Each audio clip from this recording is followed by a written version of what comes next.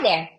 I'm Lauren LaForge, and as many of you know, I love to travel. I love to travel and work while I do it. That was something I set out in my vision board, and I'm so grateful to be living it out now. Now, a question I often get is how can you travel and work at the same time? How do you create those boundaries to actually get work done or to not feel guilty that you're not getting work done when you're off having fun? And so a wonderful tip that like to give my clients are a few things. One, depending on who you're traveling with, I travel often with my husband. And so he has my calendar on his calendar. We've synced our calendars so he can look at his phone in the morning and know exactly when my free windows are and when my busy windows are. That way, we're not constantly having to have the conversation of, no, I'm sorry, I can't do that. I have to be working then. No, we've just clearly set up. He knows when I'm free and when I'm busy, so he can plan accordingly without us always having to have the same conversation. The second thing that I think I've been able to do and build successfully is this idea of making sure that when you're working, you're fully committed, helping yourself reduce FOMO.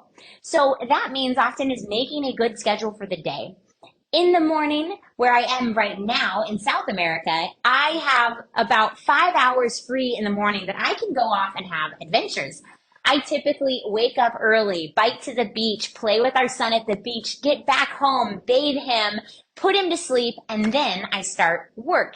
Because of the change of the time zone schedule, it allows me to have a really fun, fulfilling morning and then start working. Yes, I will work till about 7 or 8 p.m. at night. I'm okay with that because I had a really rich morning. And so my day then dived in and focused on work.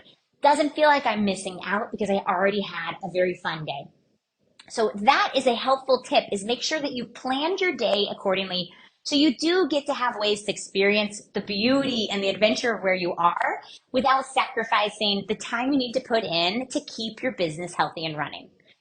The last thing that I would say is to make sure to plan what you'd like. When we lived in Spain, I would often have Fridays free. It would allow us to travel and do 3-day weekends at other fun locations like Ibiza or Germany or you name it, Italy. And so I would make sure to make my schedule so Fridays were free. If I heard there was a festival or something happening on a Monday, I would then adjust my schedule ahead of time so that I would have that into the calendar.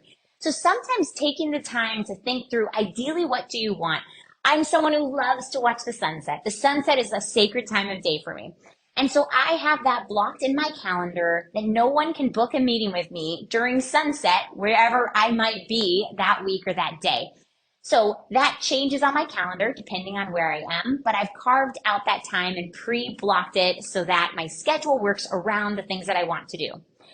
I read in a great book by Jack Canfield called Success Principles, and he said people often build their business plan but forget to build their life plan.